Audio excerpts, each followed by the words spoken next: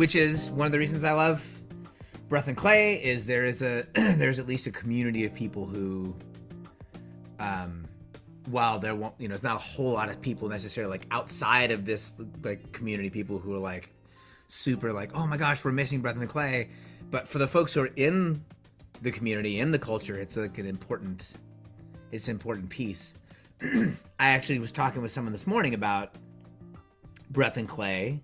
I mentioned to you like there's a client friend who's now planning on coming, and she said, excuse me, I've been fighting this for like 7 weeks, 8 weeks.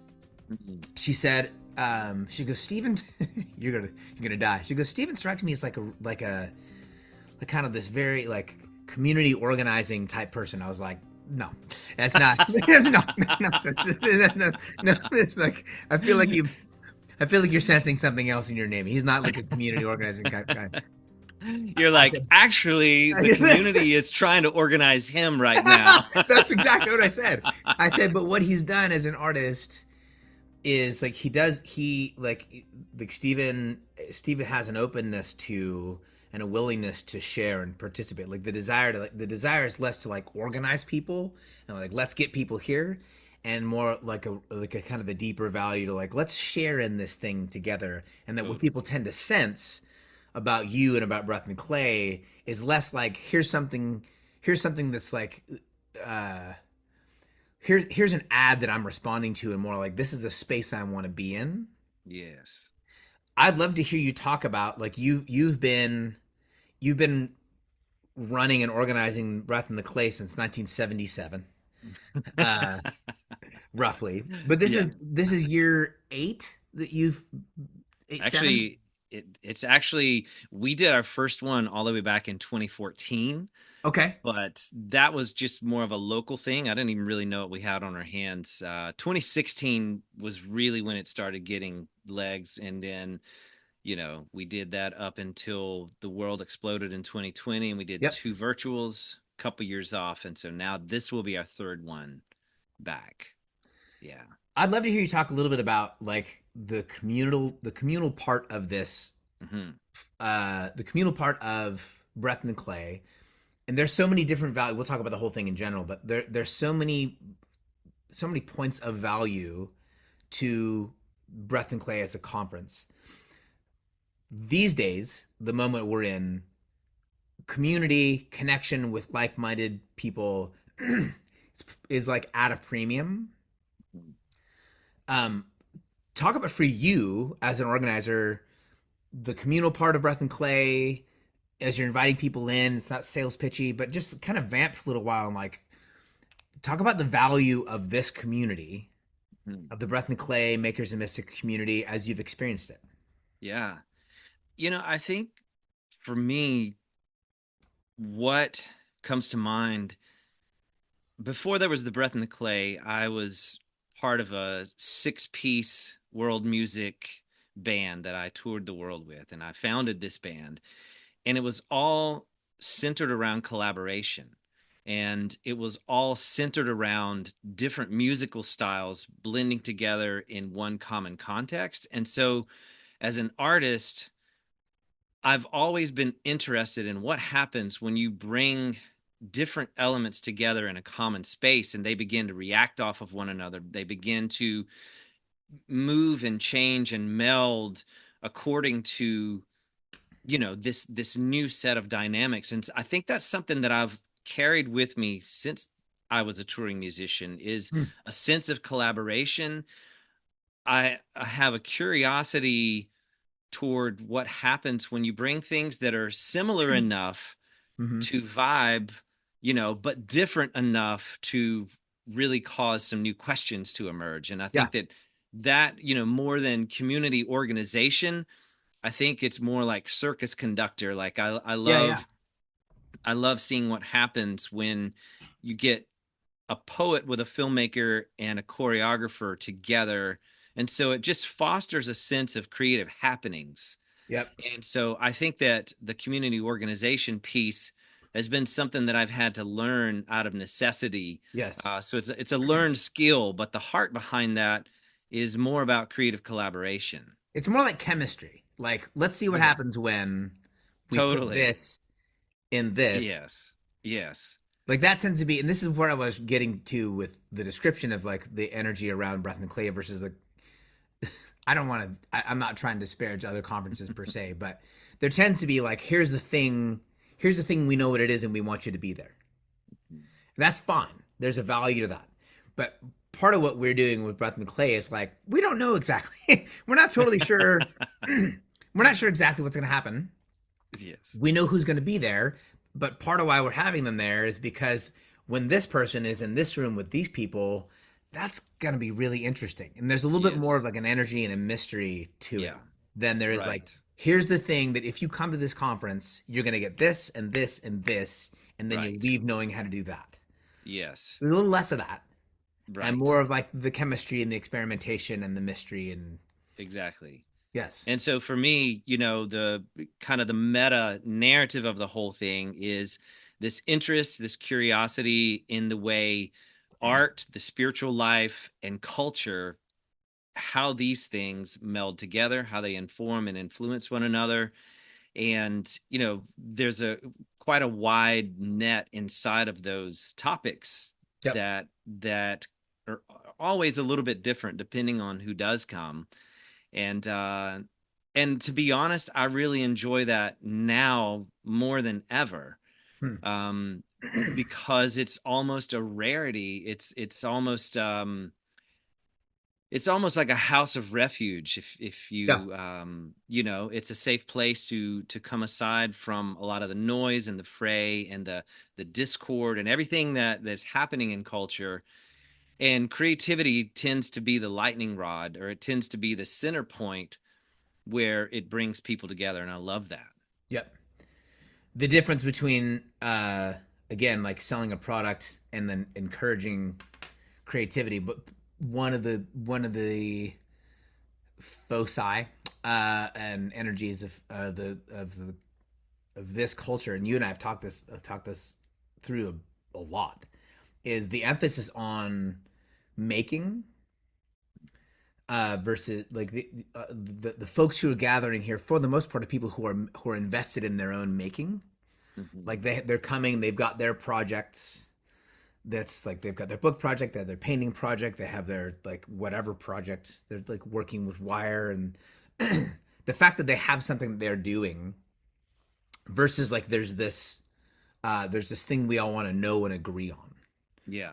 where there's a natural sort of like energy that kind of moves like comes to this and then it gets dispersed outward because I'm coming Yes. here because it adds to something that I'm doing in my life Yes. that I'm going to put in the world, which also has a bit of a mysterious edge to it, versus like we're going to get together for 4 or 5 days, for 2 or 3 days, and agree on some things politically, ideologically. Right. Like we're just going to do a lot of agreeing, Yeah. and then this guy's going to get up and they're going to say something, and we're all going to agree.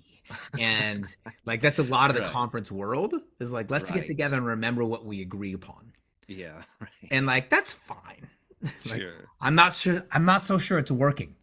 Um, but but I would agree with that.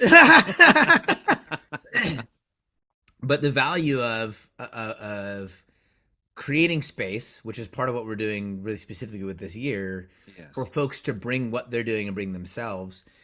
Can you think of, and maybe this is kind of anecdotal, can you think of some things you've seen birthed out of Breath and Clay gathering specifically, or Makers and Mystics, where you can look up and you've seen something that someone's done and said, I know for sure that did that or accomplished that because of this community and because of these practices?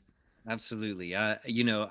Each year, one of my favorite things is post event, I begin to see things on Instagram and social media where people that I know met at the Breath in the Clay, or people who came together, and I would say that's part of my gift and that's part of my contribution to the event, is that I bring people together that have not worked together before, and I put them in a context where it demands something of them, right? And then later on through the year, I begin to see how those collaborations that were sparked at the Breath in the Clay begin to go on to make other things. For instance, my good friend Luke Skaggs, an incredible multi instrumentalist, he was part of the band Songs of Water that I referred to earlier. I asked him if he would join Eric Marshall on from Young Oceans at the last Breath and Clay, and they had never met before, and Luke had never played live with him or anything. Well, we just had Luke over for dinner the other night, and now he's making a record with Eric, and they're going on tour together, and that all sparked. There's other instances where I have a buddy of mine that I knew he wanted to be a filmmaker, and so I invited him to come to the Breath in the Clay and give a presentation about filmmaking, about his work. Well, from that point, he went on to build his own film company, and several of the other people that he met through Breath and Clay have been involved in his film company. And I mean, I could go on story after story, but it tends to be a catalyst for a lot of those collaborations that happen well beyond the 3 days that we get together. And part of what I love about this, and this is something you and I share, we'll talk about like it's not like a shadow side, but like the other part of this as well, is like those are the benefits. Those are the kinds of cultural benefits that we can point at. Like it might be the highest value of or available through Breath and Clay and Makers and Mystics is like that partnership with Luke, and it like they're gonna do here. And the reality, this is the shadow side of it, is like Breath and Clay doesn't financially benefit from that. Right. Right? It's not like if they do this, then it adds directly to our culture. What Right. it does though is, and this the education, the spiritual education, emotional education for folks is it is enough. It's in fact more than enough to be in the proximity of, to bear witness to like other people's work, because you have a grander sense of like this is the stuff that on a kingdom level the spirit is up to in the world. And what a freaking priceless privilege it is to like to be around it, to know it, to have some proximity to it, as opposed to the constant measurement of like, well, we can, if this thing can, if we can get this thing happening here, then we can find a way to kind of pipeline it so it feeds back into our programming or feed back into our Yeah. culture. But to be able to hold loosely, here's a partnership we saw form right in front of our faces, and now they're off like dandelions. They're like off, like That's right. off in the wind, and we're like, we have no idea where that's gonna land. But that's That's really right. beautiful. Yes. Uh, I I love that part of how we do what we do, Hmm. like big time. Absolutely. Yes. And I think that, what fosters that, for instance, I invited a musical artist a few years back, and she was more involved in worship spaces than a lot of the people that I will have come. But I knew there was something about her that had the DNA of Breath and Clay, Yeah. and I just felt like she just had not had the opportunity Yep. to explore some of the other parts of who she was creatively. And so I invited her. She said, I've heard a lot about the Breath and Clay. I'd love to come. We got on a call, and I said, first thing I want to do is I want to dismantle every expectation every other conference or event has put on you. And I want you to leave those things behind. And I want you to do the things that you've always wanted to do, but nobody trusted you enough or was willing to take the risk Yeah. to allow you to do something that maybe would look different, might even fall flat. I was like, but if there was ever a community where you could bring your experimental nature, Hmm. this is it. And that is something that I love is, we create enough clarity to give us a common direction, but we leave enough mystery to open the door to curiosity and discovery. And that I don't like the word balance, but Yeah. um that's the nature of it, Yes. is and for instance, and we can get into some of this. We try to have a theme every year. Hmm. This year's theme is making space, which is interesting because we're emphasizing the word making, that Yep. emptiness or Sabbath or space is actually something creative. It's something that we have to make, Yes. you know, but how that is interpreted is open ended to everyone that's a part of it. And we always start with an icon. The icon for this year is the chair. And all I've done is we have a design team that I totally entrust, and I say, here's one of the icons. This is the theme of the year. Go have fun. And then we'll get back together a month or two later, and they'll show me images and text and ideas of what they have done to interpret that. And then I'm like, that one has life on it. I love that one. Explore that one more. Yeah. This one will burn the building down. So definitely do it.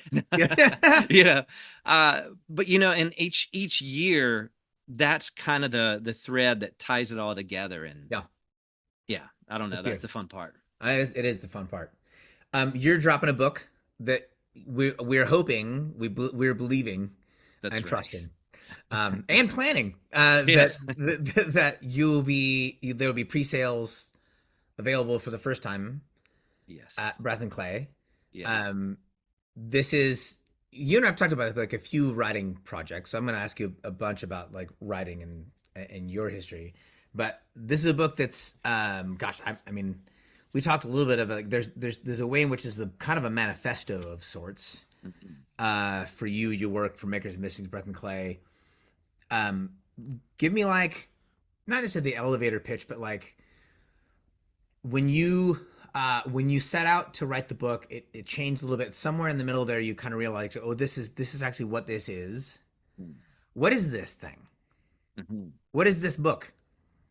I would say the simplest way to describe it is that it's a book about the inner life of the artist and how we show up in the world, and how those two things impact one another, how our internal state impacts the work that we make in the world, and then how our exterior life, how that reflects back to the interior world. So it's a bit of this dance between the inner life, the mystics. The first half of the book, I talk about flow states, reclaiming wonder, reenchantment, lots of stuff I've talked about on the podcast. Mm-hmm. But then the second half of the book moves into very earthy, tangible, material things like friendships, Mm. community, how our work shows up in the world. And then I end the whole book with a chapter, maybe I shouldn't give it away, but it's a look into where this whole thing may possibly be going. Just Okay, some cool. just some thoughts on where the art and faith conversation might go from here, you know? Why was it important for you? Because you have all this is what I mean is like you and I have talked about. There's this other book you've been doing that's kind of this deeply personal dive into some of your history Mhm, and geography. You've got like a list of essays you've done that could kind of had a bunch of different, but this is the one you chose mhm. to write and finish. Why was it important for you that to invest in this project and release it now? Like why this one right now for you? Yeah, because I feel like the content of this book really is a library of everything that I have mined out in Makers and Mystics in Breath and Clay over the past probably 15 years. Yeah. And so it is a bit of a manifesto in a way. It is a bit of like, these are some of the core things that have motivated my work. And I'm through my conversations and friendships with yourself and other people, these are the things that really ignite this whole creative whatever this is. I'm reluctant to say movement, but this whole creative happening that we've been a part of for so long. And so I think that the reason that it's important now is because I've already begun to explore, like I said, the book ends with what's next, and I'm already in that what's next. And so I wanted to leave something that people could grab hold of and say, okay, this is what's really behind the work that he's done over the past 15 years. It's And this good. is really what I've witnessed inside the breath and the clay. And so I would say it is a bit of a manifesto without being so direct in the words themselves. I'm looking up, trying to figure out where the initial quote came from. But you and I've floated these things around. And you've got shirts to say things along this line. I picked this thing up in Peoria, Arizona, a couple days ago. It says art will save us, and then there's a Dostoevsky says something along the lines about beauty will save the world. Mhm. Art will save the world. I've got a Gregory Wolf book Oh, yeah. that oh God, I freaking love Gregory Wolf. Yes. that's about, beauty will save the world, art will save the world. I'm thinking of blanking on her name, who just dropped a book about the necessity of art last year. She's a novelist. She wrote this great. Anyways, there's all this sentiment, very directive, a little aggressive, from people in the arts world about the necessity of art. Um, while there's still kind of a resist, not even a resistance, but sort of like a very like easy dismissal of that the arts, the art making, nice hobby, that's kind of cute, um not for me, or I'll make time for cats like you and I, and for a lot of folks that are part of the Breath and Clay world. It's I'm actually serious. Like, so when I'm working with my clients in general, coaching clients, I push almost everyone who's not already doing it to develop a creative practice. Mm-hmm. You should be making something. And I mean it now when I say like should be. I'm not saying, hey, this might be helpful. What I mean is like, we don't know exactly what it is, but if you're not creating something with your hands, your mind, your life, your time, your body, like, you'll live diminished. You're not living a full life. That's how serious I am about it. Yes. I'd love to hear you talk about the necessity of art making. That Mm-hmm. that for you, and this is to some degree, this is why, like, you invite someone to like a Breath in the Clay, or you point someone to your book or any of your books, and it's like it's artsy, and there's like, yeah, that's nothing for me there because that's for artists. Bridge that gap for folks. So for folks who Yes. live in like the sports world, or the corporate world, or even like, God forbid, even like the hyper religious church world, Mm-hmm. and there's this gap between like, this is the stuff we're doing, and then here's art and art making. We are over here saying, no, we actually think this will save you. Mm-hmm. I'm actually serious when I say like, this might change absolutely everything for you and for your industry and for your world. I don't think it's anecdotal. Bridge that gap for us. Like, why is it essential? Why is it necessary for human beings, regardless of who they are, to be participating in, looking at, and making the arts? I would start by saying, first of all, creativity is foundational to what it means to be human. The imagination is at the core of what it means to be human. And I think that the reason that the creative process and even art making, why that is essential for everyone and not just, professional artists or whatever, is because, you know, art begins with how we see the world before it ever touches form. Art is a way of seeing, and in fact that's a huge part of the book. In fact, my book is titled How to See Invisible Things. And it begins with how we see the world. And I think that it's being able to see the cathedral in the pile of stones. It's being able to look at the mess that is around us and have an imaginative vision, or to have a vision for how this could be better, how this could be changed, how this can be different. For me, the creative process is about that vision for change. And I think that's also why there's this tension where people think that when you're in times of crisis, or when you're in times of turmoil and social upheaval, they can't understand why we should still take time to consider the lilies, right? Yeah. But it's because the imagination, it's because that ability to envision a different set of circumstances than what is present, Yes. that is the creative process, that is art making. And or to become conscious of what is present within me, because part of That's what right. art making educates me in is like, I'm making decisions predicated on assumptions that exist in me, that are not rooted in information, they're rooted Hmm. in my imagination. That's right. So if I'm Yes. unaware of my imagination, I'm just constantly reacting to shit in me that I'm not even aware of. Like, I Yes. don't know this is in me until I examine it, and I can only Yes. examine the imagination in me if I'm working imaginatively. Yes. So we're constantly responding to, it's not information, it's not data, it's not math, it's not certainty. We're Hmm. constantly reacting to imagination within us, working from Yes. imagination, how I Yes. think things are or how I wish they would be. Both of those are imaginative acts. Hmm. And everything in my life is coming from that place. Hmm. And so we imagine the world ought to be more conservative. We imagine the world ought to be more leftist. We imagine the world, but all these things are rooted in unexamined parts of our imagination. And the only way to get to that is by paying attention to my own imagination and Hmm. becoming aware of myself. And the thing you Yes. said a second ago is that Thich Nhat Hanh, it talks about does that thing, and he's like, can you see the sun in this piece of paper?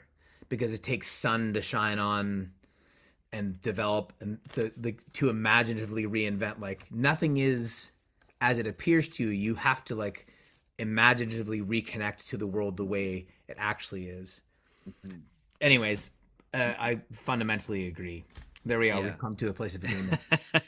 Well, there's also a quote, and I use this quote in the book, but Anais Nin said, "We don't see things as they are. We see things as we are." Yes. And so there is something fundamentally formational about the creative process and also of developing the way that we see, and one thing about art and beauty is that these things don't function by a utilitarian framework. No.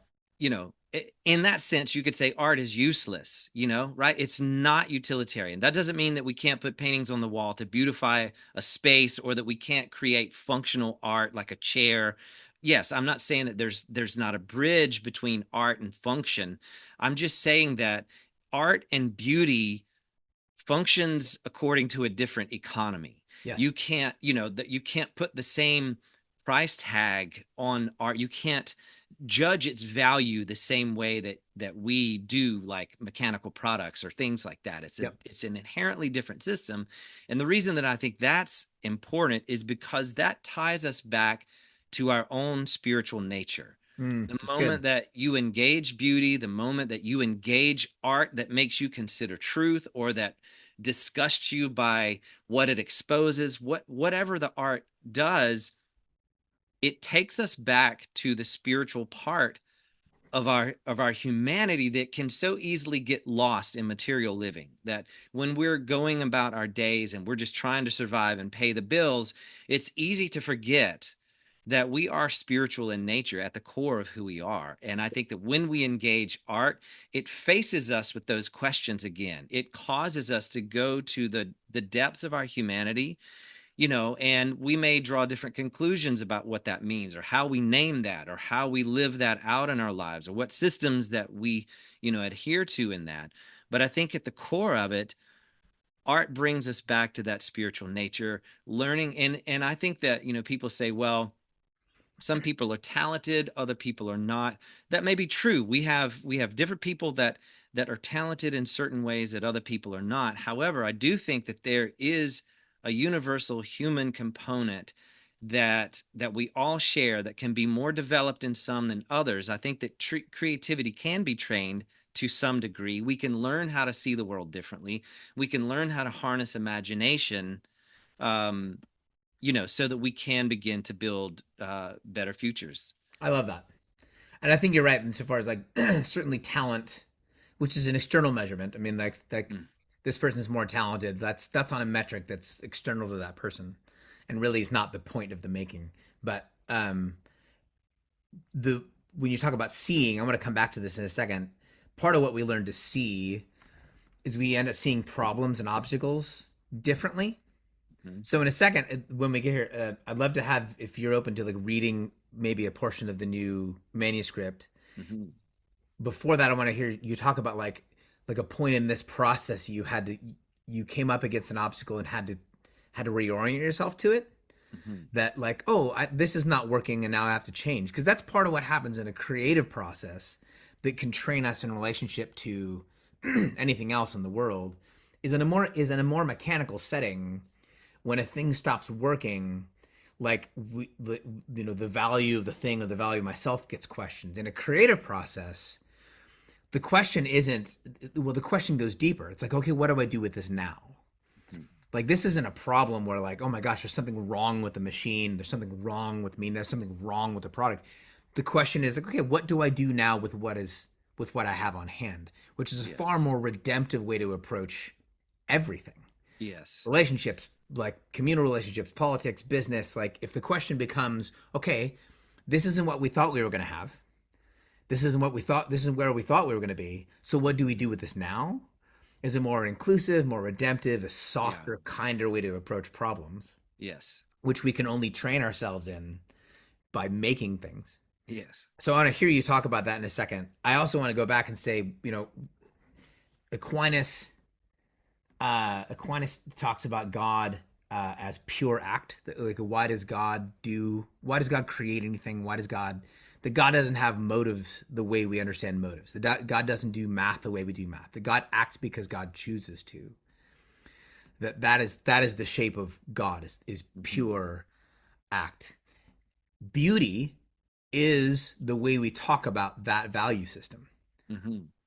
So the Calvin. Oh, I'm gonna blank on his name. Servold? Is it Calvin Yeah. Servold? Cyril, I Servold. think. And in one of his books, "Rainbows for a Fallen World," I think he re-examines the woman who comes and pours the perfume on Jesus's feet as a beautiful act, and that part of why Jesus says, "Wherever my story is told," because he says this about nothing else. Mhm. Jesus says, wherever my story is told, you're going to tell this story too. Like he Yes. literally says that about no one else at any other point in That's the right. entirety of his 3 years of life and ministry. He stops the room and says, "You're not allowed to tell my story if you're not going to tell this story about this moment." Love that so much. And I was scandalized by that at the time. I was like, "Oh, damn! I have not been paying attention to this little piece of scripture." But part of what Cyril gets into is like this is the economy of the kingdom of Christ. Is Mhm. it's the centerpiece of the economy of the kingdom of Christ is beauty, Yes. and the fact that we are as confounded by that as we are in an Mhm. industrial age is an indictment of the way we see the Yes. world. I see the Right. world in numbers. I see the world in mathematics, Hmm. and the one who made it doesn't see the world the way you see it. So we Right. have to retrain ourselves, retrain our brains to like the economy of beauty, which is part of why you do what you do. And beauty asks a different question of obstacles and Yes. of problems. And so I'd love to hear you talk about at what point you came to, tell me about a point at which in the process of making this book you hit a wall and thought, "Oh, this is not what I thought I was going to have. This is not what I wanted." Like give me a little Yeah. bit of that. Well, I have to respond to your previous Okay, go. commentary on that scripture first because I love that story so much. That story actually makes its way into the book. And several things that have stood out to me about that is one, this was a performance. Not in the sense that it was a performed act, I should Yes. say. Yep. It was something that she did before an audience in a public space. It was in a house, but there were people gathered watching. So Yes. this was a spectacle. The second thing is that Good. she broke all cultural protocol in order to do that. So Yes. immediately she's the artist to me. you Yeah. know She did. she broke cultural protocol, she broke all the societal rules to do this thing, and she performed this act of beauty. The If you get into the history of the oil that she put on there, that was an artisan oil that was like crafted with different scents, that it wasn't just it was art that she poured out onto Okay. him. The other thing is and I have to say this part carefully so you don't misunderstand what I'm saying, because you know if you remember, the one that was really pissed off about what she did was Judas. Yes. And he was like, why did you waste this? Why did you waste this? It was seen as arbitrary, it was seen as a wasteful act. And he said, we could have used this money to feed the poor. And on the surface, that sounds like, well, of course, we want to take care of the poor. We know that was one of Jesus's prerogatives and one of ours. Like, Yes. yes, that's important. So there was a half truth there that we have to discern. But why that was so interesting is because Jesus didn't have a mindset of scarcity. He had a mindset of abundance. Yes. Her pouring this oil out in art did not mean there would now be a lack for what they needed to give to the It's poor. good, man. And I think that mindset tweak is really what I'm after, and how we see things differently. That's really what I'm getting at, Yeah. is that it's not a either or, but it moves past that duality and gets to the higher unity, if you Yes. will. And I think Yep. that, that's what the artist does, and that's what our job is moving from that mindset of scarcity to a mindset of abundance. So, That's good, man. That's really you good. know but as far as writing the book and hitting a wall and all that, this I came across this book in a very odd way, because I had to find my way through the forest to know what the heck I was writing about. Mm. I really didn't know what the book wanted to be until I got halfway through it, maybe even further into it. It wasn't like Naming the Animals, which was a previous book I wrote. It's like Yeah. a very simple 100-page, manual. I knew what that book was going to be top to bottom. Yeah. But this book, it was like I had to do more listening and learning and discovering. And it was almost like I had to collaborate with the book itself to discover what wanted to be born, and I just knew it had something to do with the inner life and the outer life, and how those things connect, and how the way we see informs and shapes both our inner life and the outer world. So it was a very difficult Yeah. process, and there were several times along the way when I was just like, this is not going to fly. This Yeah. is this is I'm writing 5 books in one here, Yeah. and none of it makes sense. And I contacted you a couple times. I was like, man, I've got this couple of pages, but I was saving it for this other book. But now it's like these pages are asking me to put it in this book. Do I put it in this book, or do I save it? And you gave me the counsel of like, no, dude, you have to trust that when you get to the point for that other book, that it's going to be there. And so it's funny. It was a bit of scarcity and abundance There it is. that I had to go through. And so I did end up putting that in the book, and it helped me finally get that breakthrough. It is a real serious wall and mental block for, right. We talk about blocks. I did a talk a bunch of years ago at this conference called Breath and Clay, about mental blocks and creative blocks, and that they're not really, we call them blocks, but they're really rarely like an actual block. They're just various invitations about, usually about my state of being. Yeah. But like your block, you call it a block, it's just because you're tired of, you're tired, or you call it a block, but it's really because like this thing isn't turning out the way you want it to, and they're all begging questions, Hmm. like really what they're called blocks. And one of the primary blocks for any creative effort is exactly that it's that, like, I don't know what this is yet, and I want to know how this is going to turn out before I keep moving on, Yes, which is, that's an industrial mindset. that's The, right. the industrial mindset is, here's the goal, we're going to build something for that goal, which is why Yes. so many of the products we make in the world are so damned boring. It's because, like, Right. I can tell that you had a very small target and it looks like you hit it. Good job, Tom. Um, but it's an Right. interesting thing, and there's no human development in it. The Yes. goal, the goal, like the engine in creative processes, it has to do with that self discovery. It has to do with, like, oh, I'm not right about what this thing was because I'm not entirely clear on who I am. Like, what am I wanting this to be? So I warn a lot of my creative clients around, like, they're like, hey, I want to write a book, and I'll almost always say, don't write a book, because Mm. when you say the word book, you mean something really specific, and if Mhm. you aim at that thing, you'll kill what you're trying to do. Mhm. Mhm. Just write. Yes. Because Yes. the books like this, blah blah blah. And I've told you the stories where it's like I finished the thing, and it's like 19,000 words, and like some industrial head goes, we need 40. I was like, you don't like my Yes. 19? Um, Right. but like those difficult blocks, those moments are almost always invitations, Mhm. and those moments are killed when we try to decide what a thing is, like Yes. before we keep, like, the one, if one of the predications on my doing a thing is that I know how it's going to turn out, Yes. I'm not Yes. living life anymore. Right. And it Right. trains how I approach my own life at Yes. 52 years of age. Like, Yeah. I will only do things if I know how they're going to turn out when I'm 70. Okay, good luck, Yeah. dude. right? Well, it's interesting, man. You bring up something I think is very important to talk about, and I write about this in the book as well in the middle section because I talked about the inner life and our work in the world, but there's a section between those two called "A Bridge Across the Void," Hmm. and I talk about the artist as a border walker, and that's a huge part of even breath and clay culture. Yep. It's a huge part of the way that I think as an artist is that the artist tends to be this border walker, whether it's between sacred and secular, or heaven and earth, material and imagination. The artist tends to walk between these polarities.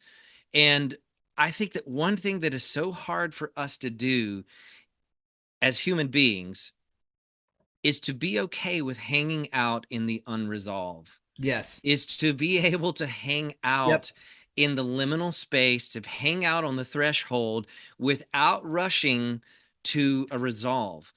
We can tend to be very uncomfortable in that space. And I think that one of the things that the artist has trained themselves to do or disciplines themselves to do is to be curious rather than afraid Yep. in that in between space. And I think that that's what can lead to I don't want to say better works of art, but more thoughtful works of art, maybe better works of art. But when we don't take the first exit ramp just to get out of the discomfort of not knowing where the book is going, not knowing where the painting's going, all that, it's like, sure, we can start with a roadmap, but we have to hold that loosely because if something catches our attention and asks us to stop and pay attention to it, to consider the lilies, we have to pull over and do that, or we're going to miss maybe what the whole point was. And so I think 100%. that that's kind of what I hear you saying, but it's learning to be okay in the unresolved for a longer amount of time and Yes. not needing to rush to the safety of resolve I love that. you know Um, let's wrap with, if you have a section there, if you've got a piece of the new manuscript you want to you want to expose to the world here. Love I would to. love to. I'd love to finish on that note. That'd be great, man. And just to give some context to this, because I'm not reading the whole section, I referenced John Cage's 433, his piece where he basically does 4 minutes and 33 seconds of silence. I referenced that in this writing because in a section before what I'm going to read, I share the story of that, and so I just bring that up so you know. But Yeah. this comes from the introduction of the book.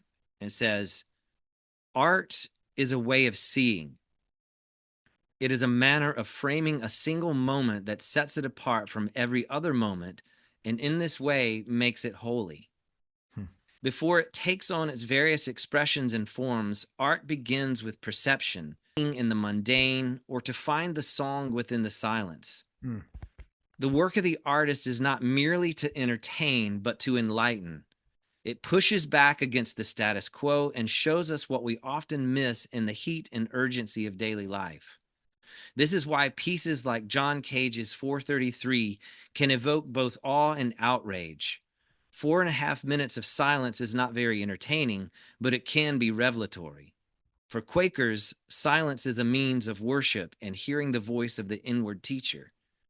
If we clear away the muck and filters of self interest, societal conditioning, and the closed circuits of materialistic thinking, we will come closer to the pure essence of life's sacramental beauty. Hmm. We will see with the eyes of the spirit and with the eyes of an artist." Love this, dude. I'm looking Yeah, forward to man. this. Yes. Really Well, excited about the book. your friendship, dude, has been a big inspiration on this. So even just journeying with you in the breath and the clay and just in friendship has been a tremendous inspiration, like I said, for even writing it, and adventures that we've had over the past few years and the Yes. ones coming up that we're Yes. going to have again. These are very Which we hopefully get formative. to share with a bunch of people. We Yes. got room and tickets to Yes. and Winston Salem is a great town to visit if you've not It's been a cool there. It's city. worth coming to hang out. Yes. We'll kind of send this out, but the if you are in a space, here's my invitation. If you're in a space in your life in which like you're not entirely sure where you fit, you're not entirely sure what you want to come next, or where you maybe even feel like you have a lot of competing agendas and noises around you, and you don't agree with any of them, come to a place with a group of people who really aren't trying to answer those questions for you, but like want to give your soul space to actually have room to set into like, how do you actually see the world? What are you actually wanting? And what can you make with what you've been given already, as opposed to do what someone else freaking needs you to do? That is like the heartbeat of the breath and clay culture. It's what Makers and Mystics have been up to for a long time. You're going to make some sort of investment over the next year on how you live your life and like what you're planning for. Make this one and ditch something else. Maybe ditch something else that you've been trying for 4 or 5 years and you've been doing the same thing and the conference doesn't help or the course isn't super working. Take a chance on this and take a chance on what's already happening in you and go give that some space. So Breath and Clay, if you just go to thebreathandtheclay.com, the tickets are right there. I will be there. Stephen will be there. Jonathan Pajot will be there. A bunch of other like really, really fun friends will be there. It's going to be worth being there for sure.